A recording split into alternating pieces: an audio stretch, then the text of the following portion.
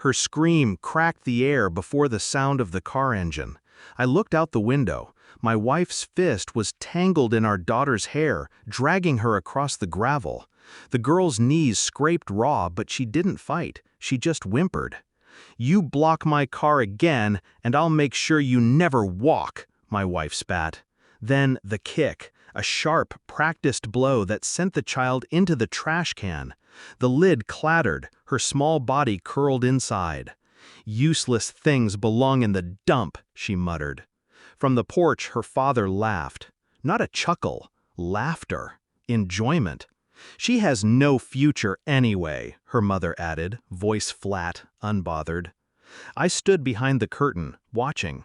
My hands did not shake. My voice did not rise. I said nothing.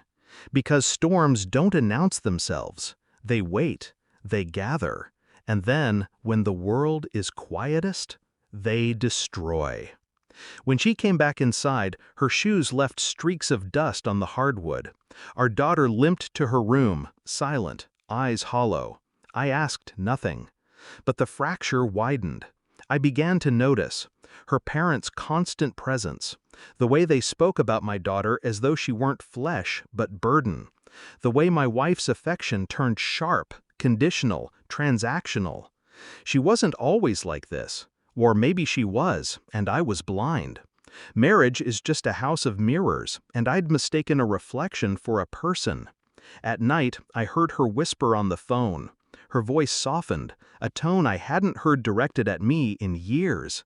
A man's name slipped out once, casual, too intimate. The air turned heavier. I lay awake, the ceiling above me a blank slate of possibilities. Betrayal doesn't scream. It seeps, and I could feel it seeping into everything. I told myself I needed proof. Proof of what? That my wife wasn't just cruel?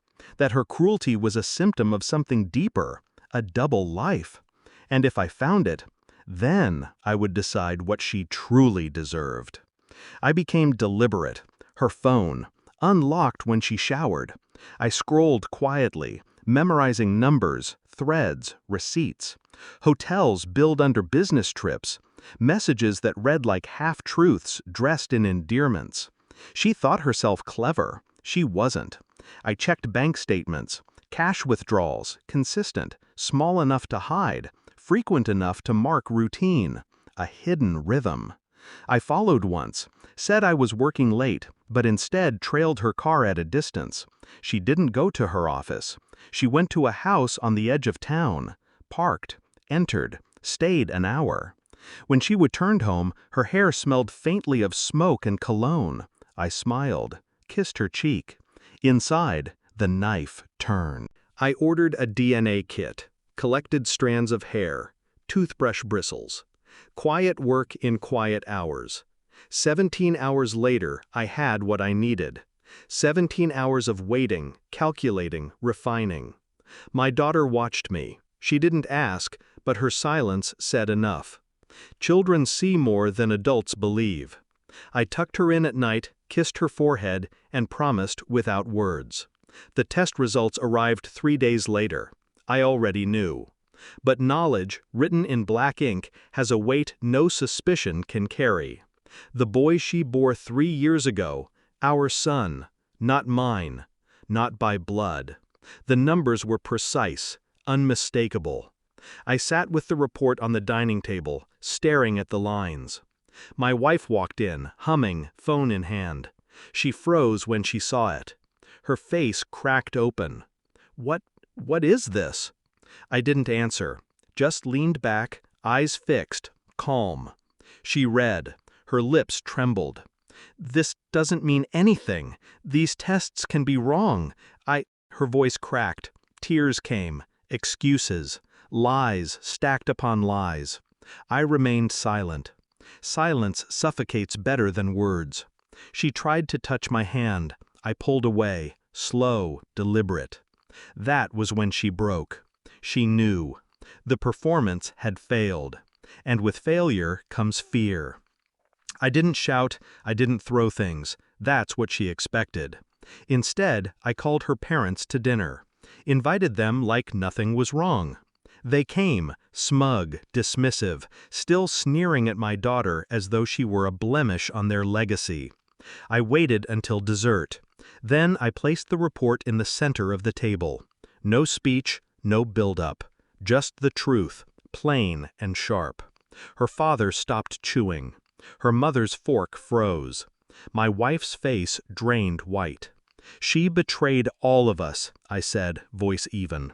"But only one of us gets to walk away." The silence that followed was thick, merciless. Her parents turned on her instantly. Shame, rage, condemnation. The same cruelty they once reserved for my daughter now carved into her. She wept, begging me to deny it, to salvage her image. I didn't. Instead, I stood, took my daughter's hand, and walked out. I didn't raise my voice once. And that was the deepest cut of all. The house behind me burned, not with fire, but with reputation, judgment, collapse. I gave them nothing, no closure, no chance at forgiveness. 17 hours, that's all it took.